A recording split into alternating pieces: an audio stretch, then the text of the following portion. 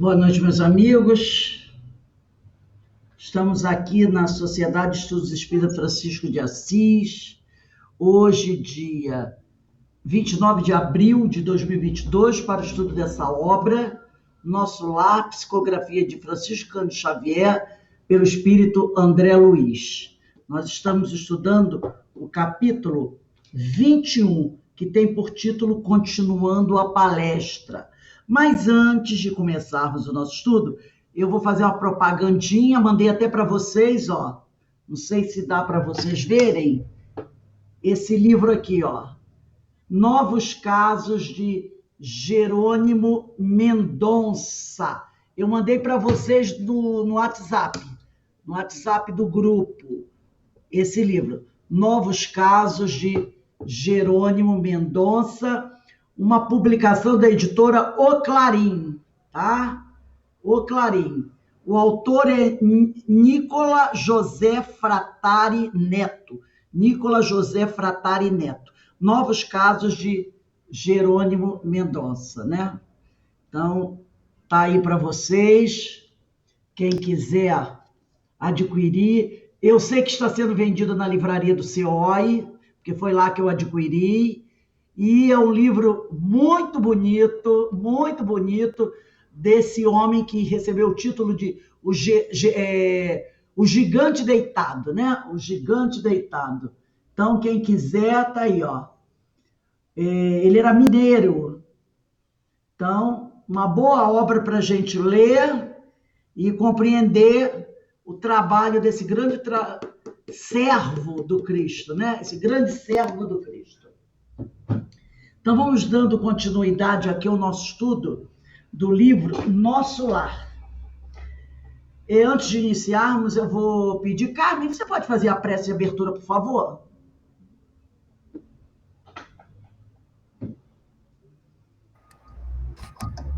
Então, Senhor, muito agradecidos estamos nesse momento, estamos com os nossos corações conectados com a espiritualidade amiga que aqui nos acompanha.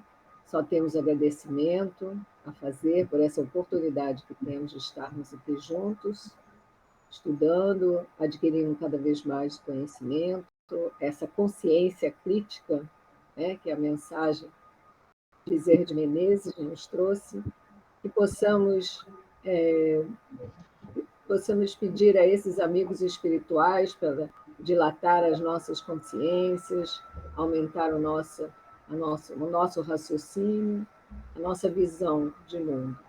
Jesus nos abençoe nessa noite de estudos, hoje e sempre, graças a Deus. Graças a Deus. Obrigada, minha amiga. Então, vamos iniciar o nosso estudo do capítulo 21 do livro Nosso Lar. Eu vou retornar do parágrafo anterior. Esse parágrafo já foi lido, mas eu vou reler novamente. Então, diz assim: após ligeiro intervalo em que parecia meditar, minha interlocutora, que é a dona Laura, prosseguiu em tom grave. Mas a esfera do globo não nos esperava. Se o presente estava cheio de alegria, o presente, quer dizer, aquele momento, né, estava cheio de alegria, o passado chamava a contas para que o futuro se harmonizasse com a lei eterna. Então ela fala aqui que é preciso corrigir o passado, né, dentro do que for necessário, fazendo as reparações necessárias para que o futuro se harmonize com a lei eterna. Não podíamos pagar a terra com bônus hora, e sim com o suor honrado fruto de trabalhos. Quer dizer, no plano espiritual você trabalha e recebe bônus hora, mas aqui na terra, no dia a dia, não tem bônus hora, né? É o suor do trabalho. É o suor honrado, fruto de trabalhos. Dada a nossa boa vontade, aclarava-se-nos a visão relativamente ao pretérito doloroso. A lei do ritmo exigia, então, nossa volta. Era preciso retornar para poder, com suor honrado de trabalho, promover se harmonizar, né? Toda aquela história. Aquelas afirmativas causavam-me viva impressão. Era a primeira vez que se feria tão fundo aos meus ouvidos na colônia o assunto referente a encarnações pregressas. Então, era a primeira vez que André Luiz entrava em contato com essa história, né, com esse assunto, reencarnações passadas. Porque a dona Laura, ela deixa bem claro aqui, não podíamos pagar a terra com bônus hora, e sim com suor honrado, fruto de trabalhos. Então, aqui na terra, a única forma que você tem de se reajustar, de se reharmonizar, de corrigir o que precisa ser corrigido, é com o suor honrado, aquele suor que é fruto do trabalho. Então, não tem outro jeito.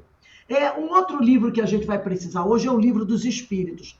Quem puder ir pegando, tá? Eu vou partilhar aqui o ecrã, mas peguem, por favor, o Livro dos Espíritos.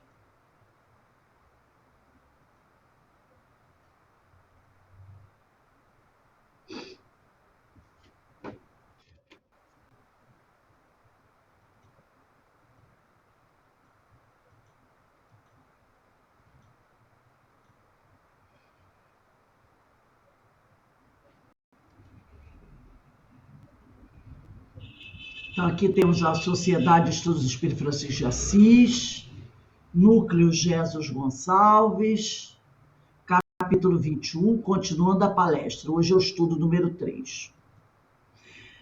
Apesar de poder desfrutar das alegrias da erraticidade, reservadas àqueles que mereceram tal condição, não há uma única imperfeição e nem uma pequena má ação cometida pelo espírito que não seja passível de correção e reparação. Então, aí a gente lembra daquela mensagem, né? Não sairás daqui enquanto não pagares até o último ceitil. Então, não há uma única imperfeição e nem uma pequena má ação cometida pelo espírito que não seja passível de correção e reparação. É verdadeira a frase: aqui se faz, aqui se paga. Erro cometido aqui terá que ser corrigido aqui, como diz dona Laura, com suor honrado, fruto de trabalhos. Não é castigo, é justiça. Todos os nossos débitos nos chamam a quitação, para que futuramente se possa usufruir de uma maior felicidade através da paz da consciência. Se eu provoquei uma desarmonia, eu tenho que buscar reparar isso. Eu não posso deixar para lá. A lei do Senhor não vai dizer assim: finge que nada aconteceu, afinal, ela é nossa protegida. Não existe isso. Não existe isso. Todas as imperfeições provocadas por nós terão que sofrer correção e reparação. É da lei. O trabalho no plano espiritual, mensurado e representado através do bônus hora, é aquisição para o enriquecimento pessoal do espírito. Mas no labor difícil no solo terreno, como disse dona Laura aqui, o suor honrado fruto do trabalho, no labor difícil no solo terreno, entre as seduções materiais e os desafios dos relacionamentos tão divergentes, que se fortalece o aprendizado evolutivo do espírito. Também é nesse solo abençoado de lutas que cada um deixa a sua cota de colaboração para o progresso do planeta, que lhe serve de morada. Então é aqui que tudo vai ter que ser corrigido, tá? É aqui nessa escola, como nós falamos anteriormente, a grande escola que tem um planejamento muito bem realizado, onde tudo desse planejamento terá que ser cumprido, tá? É aqui que nós vamos deixar nossa cota de colaboração para o progresso do planeta que serve de moradia. Vamos pegar aí o Livro dos Espíritos, questão 230, item 230. Está lá, parte segunda, capítulo 6, da vida espírita. Kardec pergunta assim aos espíritos. Na erraticidade, quer dizer, no mundo espiritual, o espírito progride, todo mundo sabe o que é erraticidade, né? É o tempo que aquele espírito que precisa reencarnar ainda para corrigir certas coisas, fica lá no plano espiritual. Então, na erraticidade, o espírito progride pode melhorar-se muito. Tais sejam a vontade e o desejo que tenha de consegui-lo. Todavia, na resistência corporal, é que põe em prática as ideias que adquiriu. Então, no plano espiritual, ele vai absorver a teoria. E aqui ele vai colocar a teoria em prática. Tá? Então, é no labor difícil do solo terreno, enfrentando todas as seduções materiais, os desafios dos relacionamentos tão divergentes, que são muitos, que o espírito fortalece, né? Que se fortalece o aprendizado que ele fez no plano da erraticidade. E é aqui também que a gente vai deixar a nossa cota de colaboração para auxiliar o planeta a progredir, a se tornar um planeta de regeneração, não é? Vamos voltar aqui ao livro do André Luiz. Deixa o Livro dos Espíritos aí, vamos ao André Luiz. Senhora Laura, exclamei, é André Luiz exclamando, interrompendo-a, permita por obséquio uma parte. Então ele pediu para... Será que eu posso falar alguma coisa aqui? Perdoe a curiosidade. No entanto, até agora, ainda não pude conhecer mais detidamente o que se relaciona com o meu passado espiritual. Não estou isento dos laços físicos. Ele perguntou, não estou isento dos laços físicos? Não atravessei o rio da morte? A senhora recordou o passado, logo após a sua vinda, ou esperou o concurso do tempo, a ação do tempo? Então ele quer saber se ela lembrou logo das vidas passadas, assim que chegou, ou teve que esperar um certo tempo para poder recomeçar a lembrar. Esperei-o, replicou sorridente. Então ela teve que esperar o concurso do tempo. Esperei-o, replicou sorridente. Antes de tudo, é indispensável nos despojarmos das impressões físicas. A gente vai ver isso já já. As escamas da inferioridade são muito fortes. É preciso grande equilíbrio para podermos recordar edificando. Olha só, é preciso grande equilíbrio para podermos recordar edificando. Em geral, todos temos erros clamorosos nos ciclos da vida terrena. Quem lembra o crime cometido costuma considerar-se o mais desventurado do universo. Olha os nossos irmãos suicidas, na obra que nós estudamos aqui segunda-feira, às 7h30 da noite, não, 7h30, não, às 6h30 da noite, Memórias do Suicida, né? Toda segunda-feira, às 19h30, nós estudamos Memórias do Suicida. A gente vê isso aqui, esse livro de Ivone do Amaral Pereira, né? Então, quem lembra, no caso dos suicidas, qual o crime que eles cometeram? Eles tiraram a própria vida. Então, quem lembra o crime cometido costuma considerar-se o mais desventurado do universo. E quem recorda o crime de que foi vítima considera-se em conta de infeliz do mesmo modo. Então, quem praticou o crime ou quem sofreu uma agressão também se sente infeliz do mesmo modo. Portanto, somente a alma muito segura de si recebe tais atributos como realização espontânea. Alma muito segura de si é aquela alma equilibrada, né, evangelizada. As demais, as outras almas, são devidamente controladas do domínio das reminiscências e, se tentam burlar esse dispositivo da lei, não raro tendem ao desequilíbrio e à loucura. Também no livro Memória Suicida, nós temos o caso do companheiro Jerônimo. O Jerônimo teve um problema seríssimo, porque ele não quis esperar o tempo adequado para que esses processos acontecessem. E teve pressa, então ele se desequilibrou completamente, né? Mas a senhora, diz André, recordou o passado de maneira natural? Perguntei. Explico-me, respondeu bondosamente Dona Laura. Quando se me aclarou a visão interior, as lembranças vagas me causavam perturbações de vulto, quer dizer, perturbações consideráveis. Coincidiu que meu marido partilhava o mesmo estado de alma. Resolvemos ambos consultar o assistente longobardo. Esse amigo, depois de minucioso exame de nossas impressões, nos encaminhou aos magnetizadores do Ministério do Esclarecimento. Recebidos com carinho, tivemos acesso, em primeiro lugar, à seção do arquivo, onde todos nós temos anotações particulares.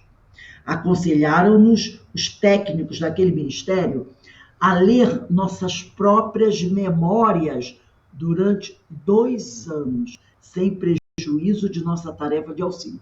Então, eles pediram aos dois, a Dona Laura e ao Ricardo, marido dela, que lessem, porque estava tudo registrado lá na seção de arquivo, cada ato cometido por eles.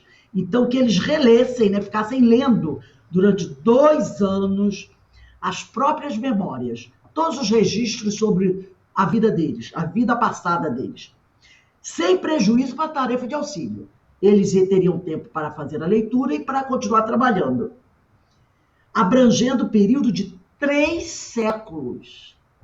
Eles levaram 2 anos fazendo a leitura de tudo que eles fizeram durante 300 anos. O chefe do serviço de recordações não nos permitiu a leitura de fases anteriores. Disse assim, ó, só 3 séculos. Nada de ir mais longe, nada de ler o que se passou 400 anos, 500 anos, 600 anos. Não, só os 3 últimos séculos.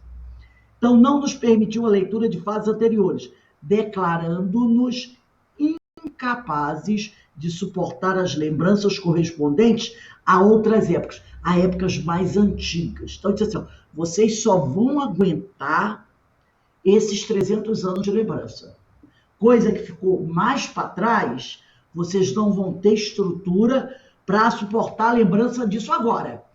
Talvez no futuro possa ser dado até a oportunidade de ver o que ficou mais para trás, se for relevante. Mas, por enquanto, só 300 anos e já está muito bom, né? Então, vamos continuar aqui verificando o que nós podemos tirar desse trecho que nós lemos. Deixa eu ver aqui.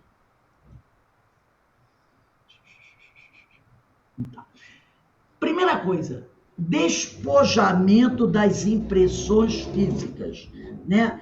Ela fala aqui sobre esse tipo de coisa. Ela diz aqui, ó,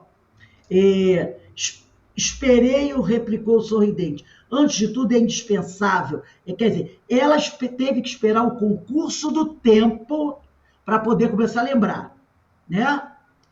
Por quê? Porque antes da lembrança é indispensável nos despojarmos das impressões físicas. Então, vamos entender agora o que é esse despojamento das impressões físicas. As impressões e influências da recente existência material ainda estão presentes no espírito, que chega à vida espiritual, variando no grau de seu desprendimento. Portanto, é necessário que se amenizem tais sombras, para que as lembranças de outras vidas surjam com proveito do que seja realmente importante em sua evolução, como ser espiritual, sem que se atenha a detalhes próprios da materialidade. Então é preciso, né, que se amenizem as sombras. Maria Martorelli falou ontem sobre as sombras que todos nós temos. Então é preciso dar um tempo para que essas impressões, influências da última reencarnação, que ainda estejam presentes do espírito, né, vá se dissolvendo. Isso vai variar de acordo com o grau de desprendimento, de evolução do espírito. Então é necessário que essas sombras sejam amenizadas para que você possa realmente ter um proveito dessas lembranças das vidas passadas. Vamos pegar o Livro dos Espíritos, na questão 306. 306 a 308. Dá para você ler para a gente, Denise? 306, 306A, B, 307. Pega aí a 306. Depois o Menezes pega a 306A, Ana Constantino 306B. Aí eu vou, e se a Carmen tiver aí, pega a 307. E depois eu vou ver mais alguém para ler a 308. Vamos lá. Lembrança da existência corpórea. Questão 306. O espírito se lembra com detalhes de todos os acontecimentos de sua vida? Abrange o conjunto deles de um golpe de vista retrospectivo? Resposta dos espíritos. Lembra-se das coisas em razão das consequências que resultaram para a sua condição de espírito. Mas deves compreender que há circunstâncias de sua vida às quais não liga importância alguma e de que nem mesmo procura lembrar-se. Agora o Menezes. 306A. Poderia lembrar-se delas se eu quisesse? Pode lembrar-se dos mais minuciosos detalhes e incidentes, seja dos acontecimentos, seja mesmo dos seus pensamentos. Mas, quando isso não tem utilidade, ele não faz. Ana Constantino.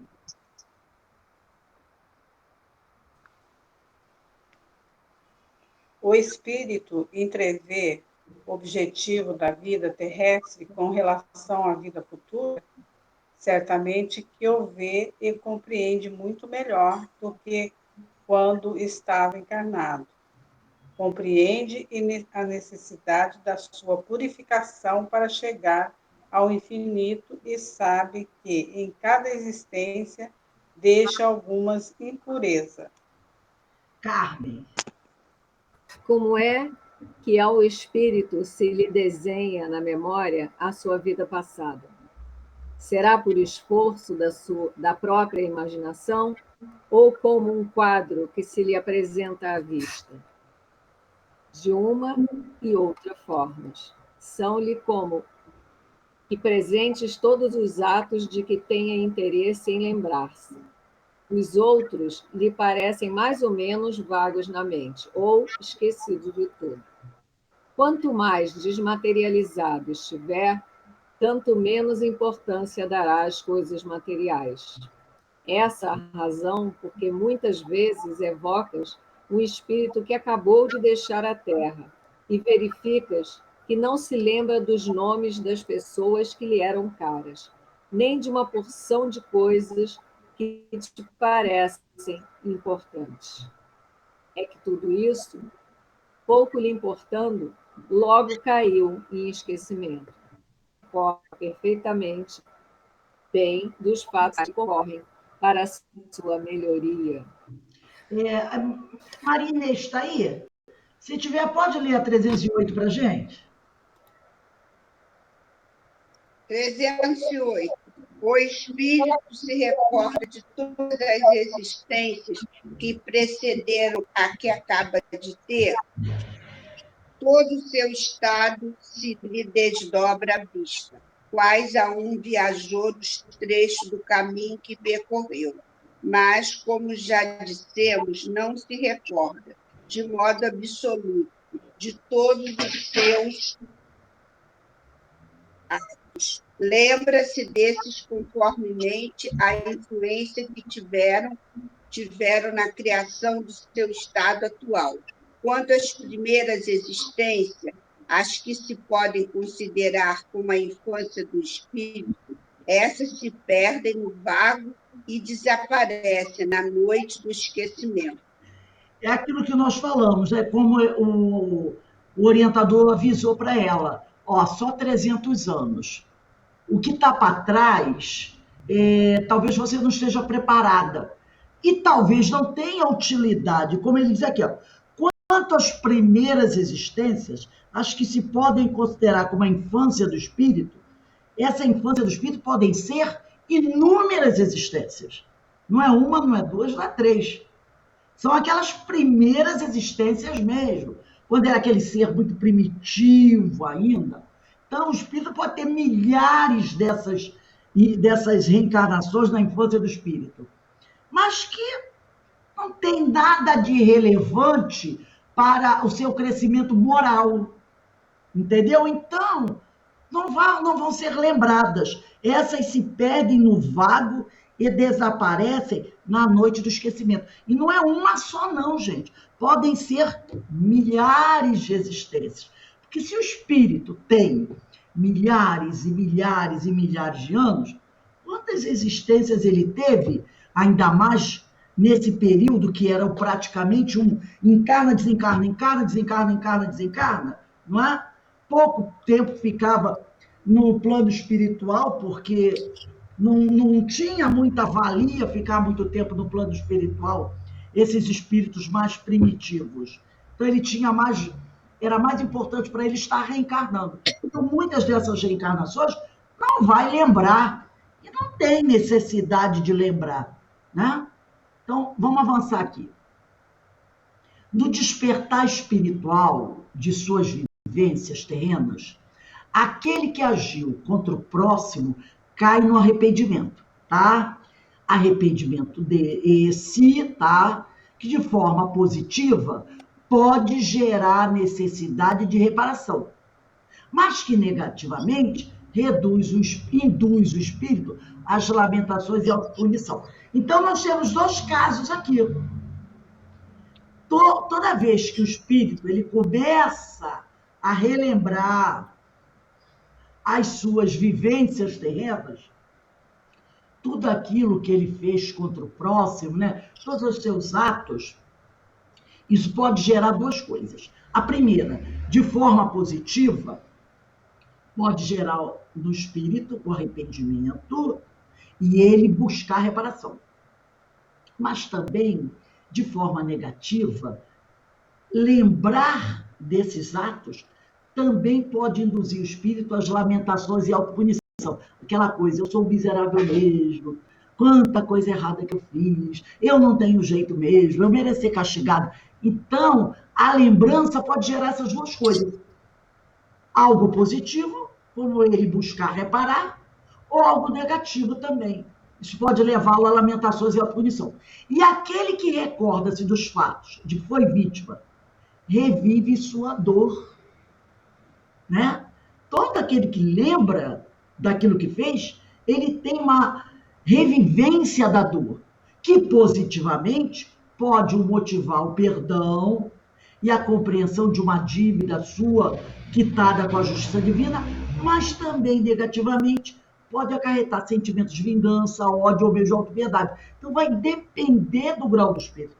Daí que a espiritualidade disse aqui ou melhor, Dona Laura, ela disse aqui, né, que era necessário deixar que a sombra fosse se dissolvendo com o tempo, né? Antes da criatura começar a lembrar, né? Ela diz aqui, deixa eu ver, quando ele pergunta, né? A senhora recordou o passado logo após sua vinda ou esperou o concurso do tempo? Ela falou, eu esperei o concurso do tempo, né? Então, é necessário esperar que a sombra vá se dissolvendo um pouco, para que o espírito comece a ter essas lembranças, porque senão podem acarretar problemas para ele. Quem ainda não leu aí? Quem não tiver lido, pega aí a 295. Eu não sei se todos leram, porque eu não estou vendo aqui.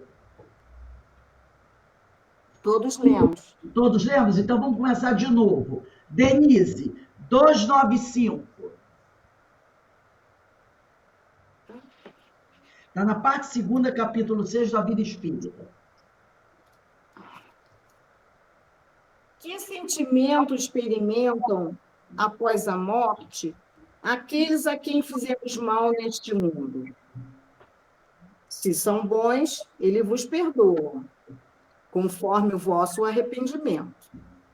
Se são maus, é possível que guardem ressentimento e vos persigam, algumas vezes até mesmo em outra existência. Deus pode permiti-lo como castigo. Então, veja só a situação, né?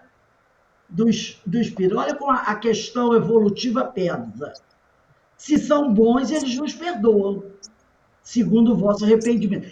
É aquela coisa, eles percebem se você está arrependido mesmo, ou se você está pedindo perdão, tipo assim, eu vou pedir perdão para esse sujeito aqui para poder livrar minha cara.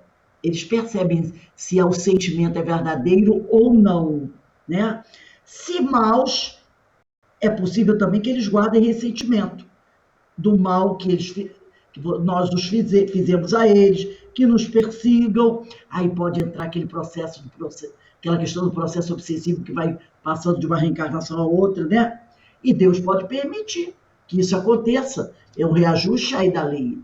Eu vou pedir ao Menezes, pega a 991 e depois a Ana Constantino pega a 994.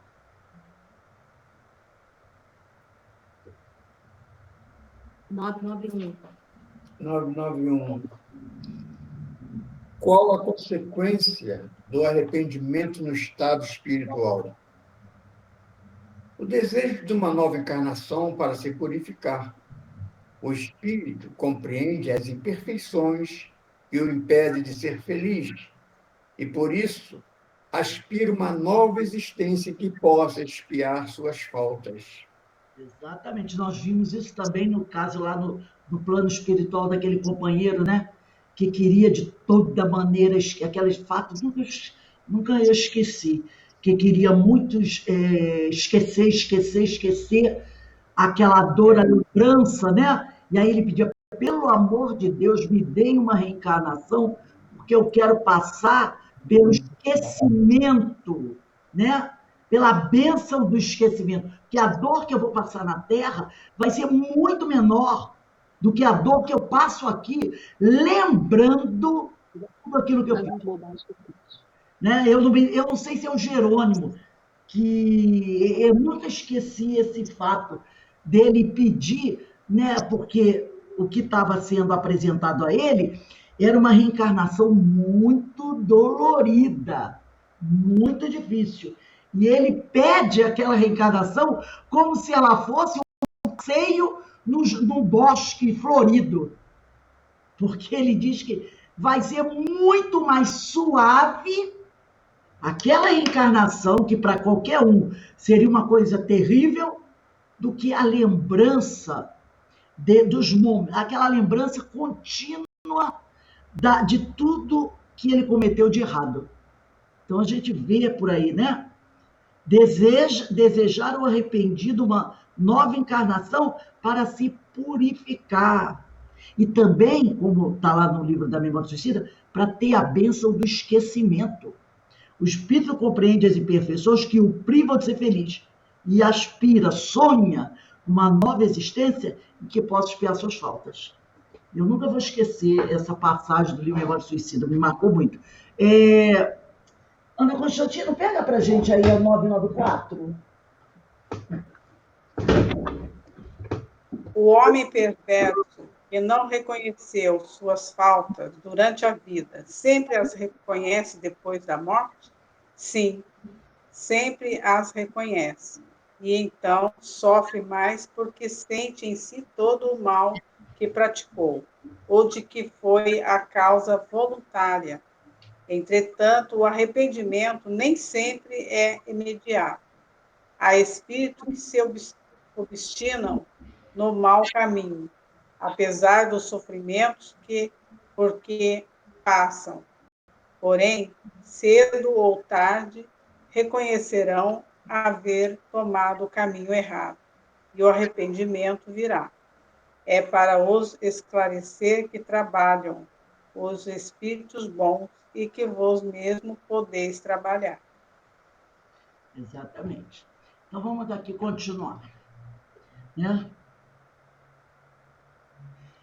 É necessário o espírito respeitar a realização espontânea das lembranças.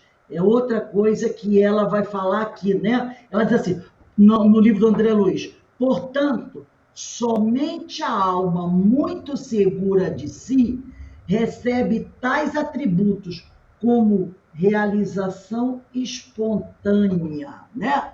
Então, é necessário o espírito respeitar a realização espontânea das lembranças. Opa, caiu meu livro de espírito. Os mecanismos de afloramento das recordações. Opa, deixa eu ver. O mecanismo de afloramento das recordações ao espírito, né, visam sua própria segurança e surge à medida que pode suportá-las e aproveitá-las em sua própria educação íntima. Sabemos que as leis divinas são sábias. Cabe-nos, portanto, compreender e atender à necessidade da resignação aos imperativos divinos. Então, esse mecanismo de afloramento, como ela diz aqui, né, somente a alma muito segura de si recebe tais atributos como realização espontânea. Essa lembrança vira-se espontaneamente, né? Então, é o que nós estamos dizendo aqui. Os mecanismos de afloramento das recordações do espírito visam sua própria segurança e surgem à medida que ele pode suportá-las e aproveitá-las em sua própria edificação íntima. Porque se fosse aquela coisa que abriu a porteira e veio tudo de enxurrada, olha a situação. Será que todos estão preparados para saber que não foram que não foram Joana d'Arc, né? Que não foram Madre Teresa de Calcutá?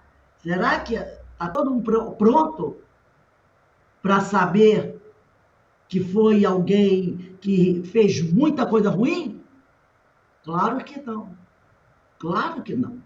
Vinha essas informações assim, de enxurrada, por isso que a gente sempre chama atenção para esse pessoal que fica querendo saber tal da relembrar o passado, que procura esses terapeutas sem ser por orientação terapêutica, porque tem aquelas pessoas que o terapeuta recomenda a regressão de memória para tratar de algum problema, mas por simples curiosidade, tem que tomar muito cuidado, porque a gente pode abrir uma porta que depois não conseguir fechar e sair de lá fantasmas que a gente não está preparado para encarar. Então, as leis divinas são sábias e a gente tem que compreender e atender a necessidade da resignação aos imperativos divinos. Vai devagar, vai aos poucos, que a pessoa chega lá.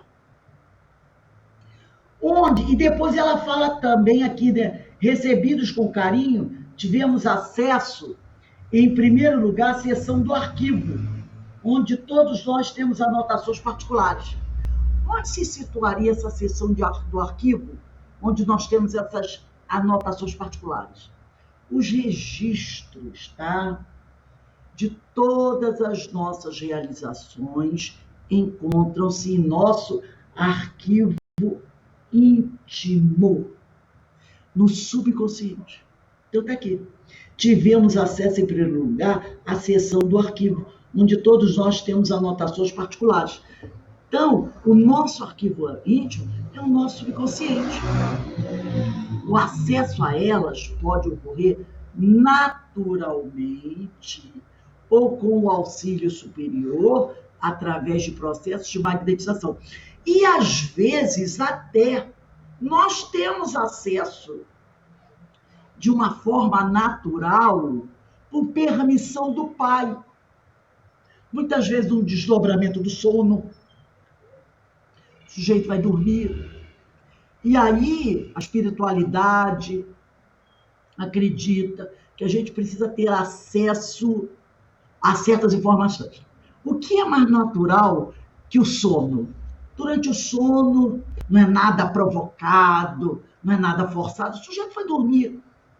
E lá ele teve o desdobramento do sono, e nesse desdobramento ele vai ter acesso de forma controlada por aqueles irmãos muito preparados para conhecer tudo isso. Ou, de repente, numa casa espírita muito bem preparada, né?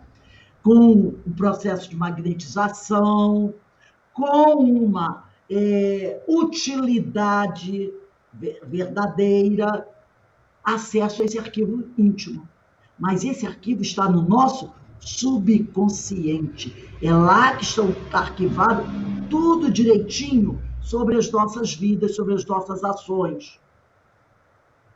Novamente, o Livro dos Espíritos, eu vou pedir para a Carmen. Carmen, lê aí para a gente a questão 307.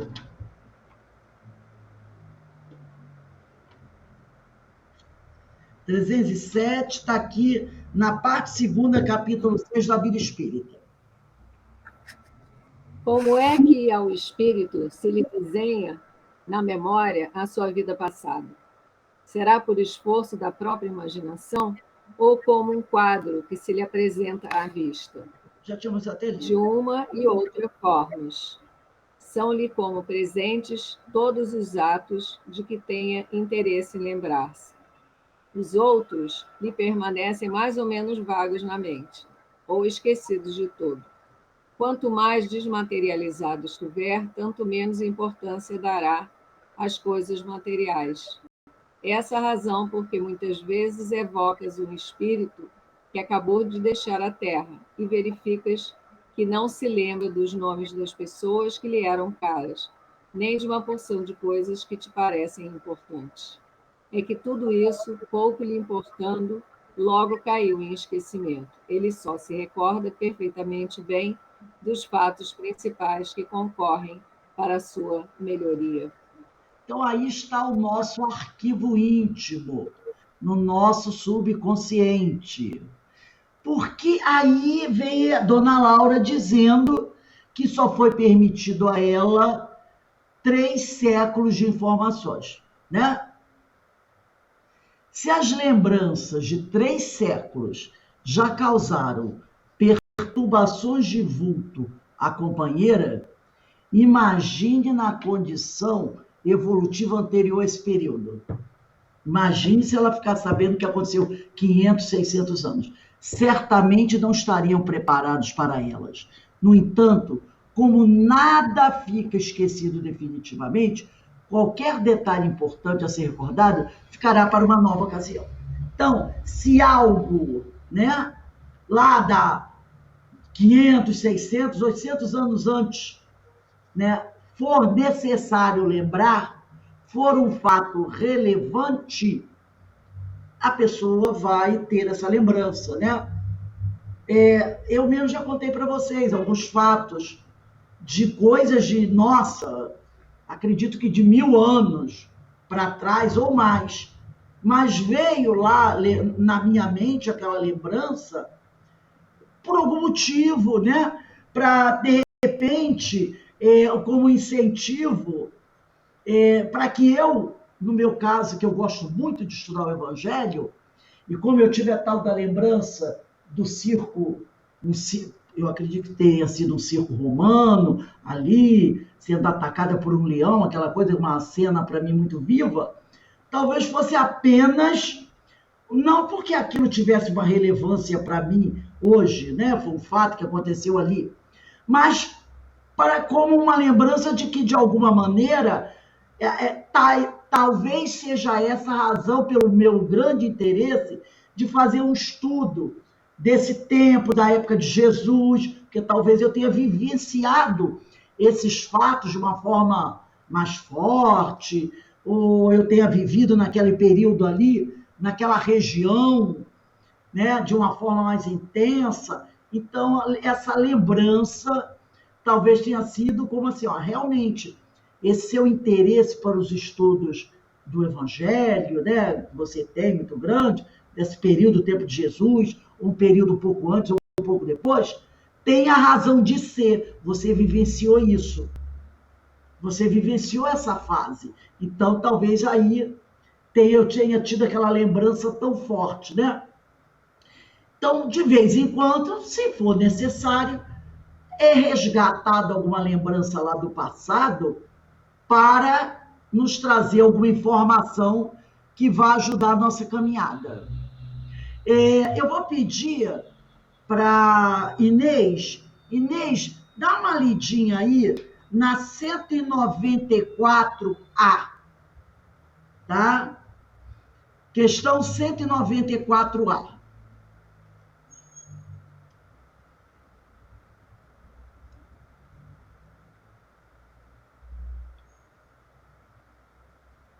Cento e 94A. A alma de um homem perverso pode tornar-se a de um homem de bem? Sim, se arrependeu. Isso constitui, então, uma recompensa. Pode ler a notinha. A marcha dos espíritos é progressiva, jamais retrógrada. Tá? Eles se elevam gradualmente na hierarquia e não descem da categoria a que ascenderam.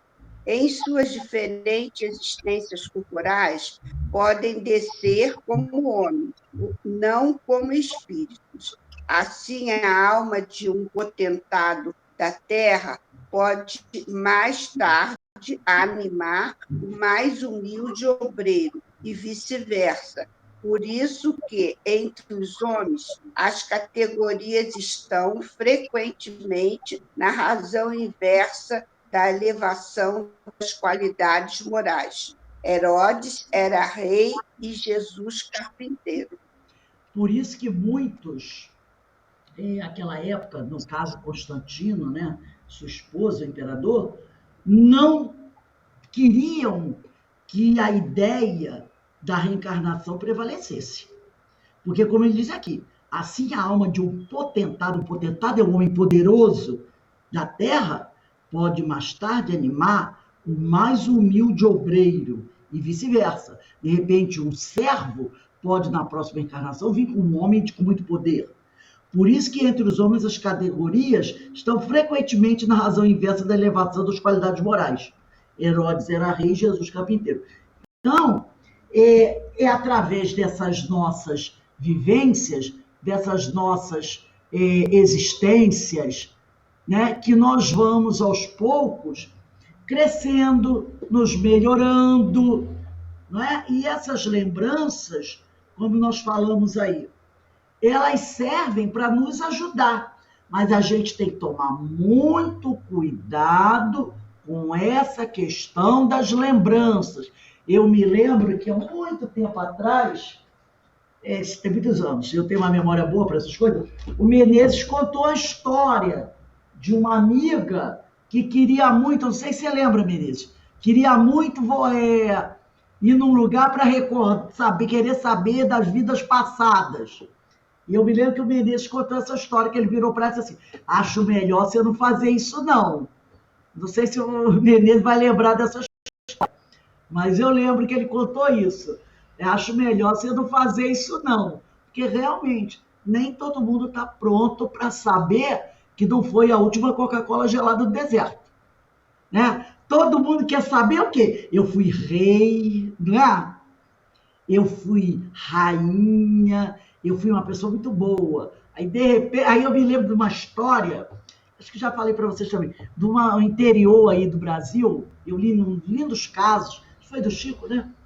Que um homem, ele era um trabalhador espírita, era um doutrinador.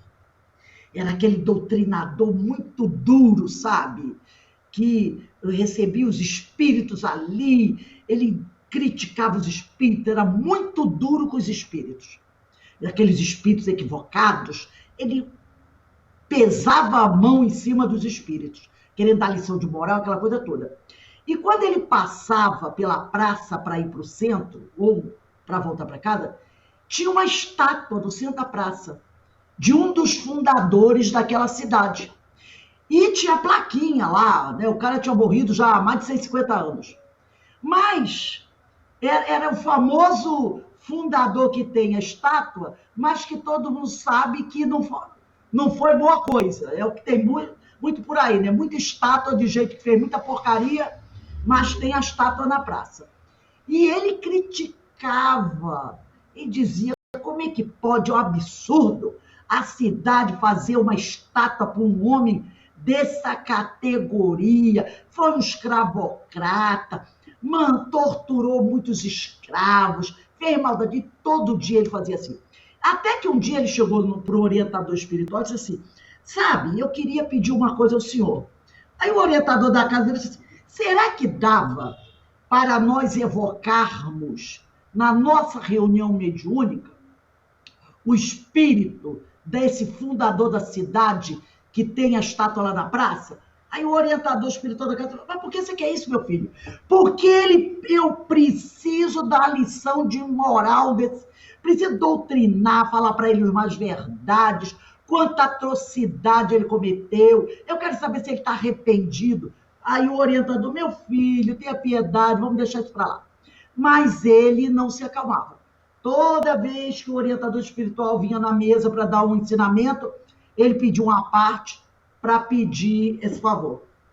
Passado um tempo, depois de muito, ele um dia fez de novo o pedido, acho que o orientador espiritual perdeu a paciência e falou para ele, meu filho, olha, o negócio é o seguinte, deixa essa alma em paz, porque essa alma tem muita coisa para reparar. Então não vamos trazer ele na mesa, não.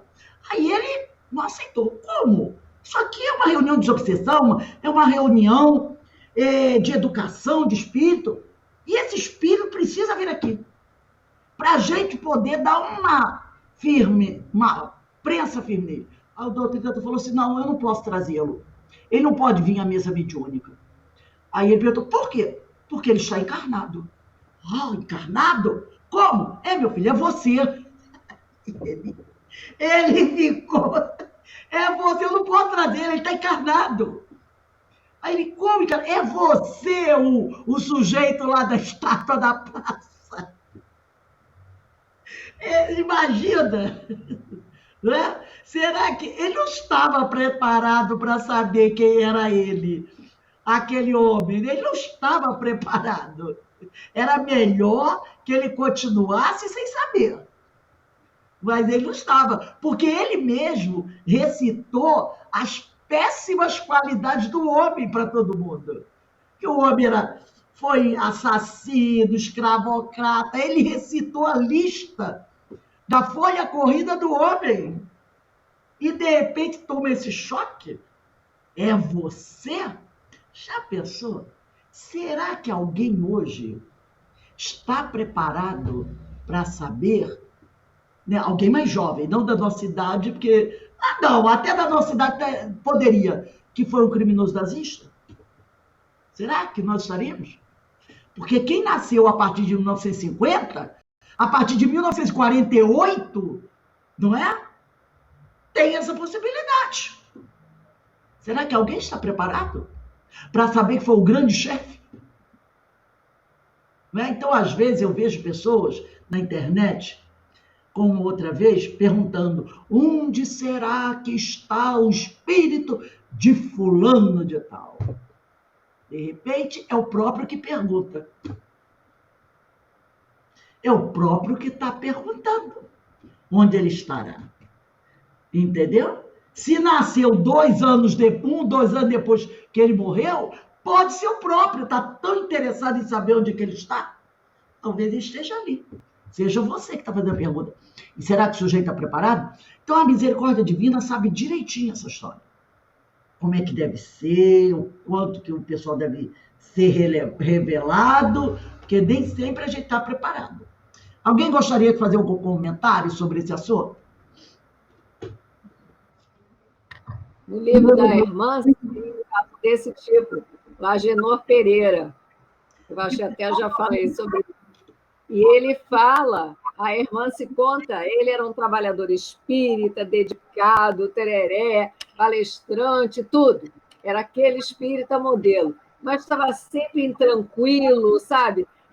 Achava que ele podia melhorar mais, que ele estava fazendo pouco, enfim, sempre reclamando dele mesmo, que ele não conseguia isso, não conseguia aquilo, tinha gente muito melhor do que ele, parará. Aí ele pediu ao mentor dele que explicasse para ele, que levasse ele no plano espiritual, para ele poder entender. Ele queria saber dessas vidas passadas dele. Por que ele estava sempre tranquilo, sempre irritado, sempre achando que podia estar melhor e não estava. Aí a espiritualidade levou ele lá para saber dos arquivos, né? E aí mostrou para ele, nas 6 reencarnações passadas, ele tinha sido...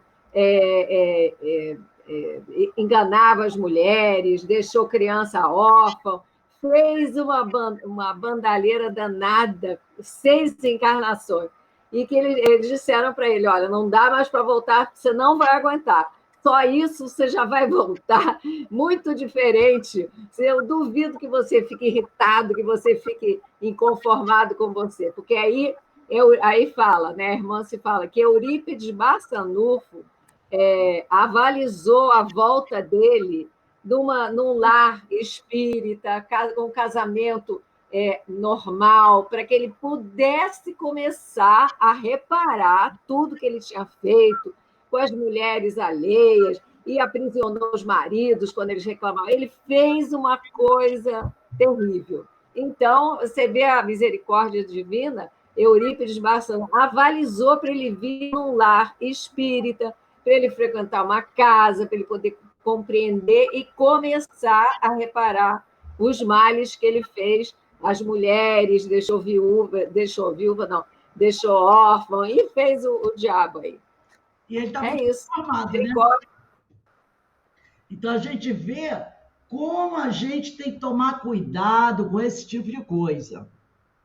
Se se o negócio está agoniando muito, já dá para suspeitar que não é coisa boa.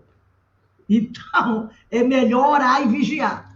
E deixa isso para lá. Porque se fosse para lembrar, a gente lembraria. Então, se não está lembrando, para que vai procurar o que está quieto? De repente vai descobrir o que não é bom. Então, meus amigos, nós vamos encerrando aqui o nosso estudo de hoje. Amanhã estaremos aí para as epístolas de Paulo. E como eu falei nas epístolas, tem umas coisinhas interessantes lá que a gente vai estudar, bem em acordo com o estudo das parábolas de hoje. Muito interessante mesmo, para complementar o estudo, tá bom? Uma boa noite para todos, que o Senhor nos abençoe. Ana Constantino, dá para você fazer nossa prece de encerramento?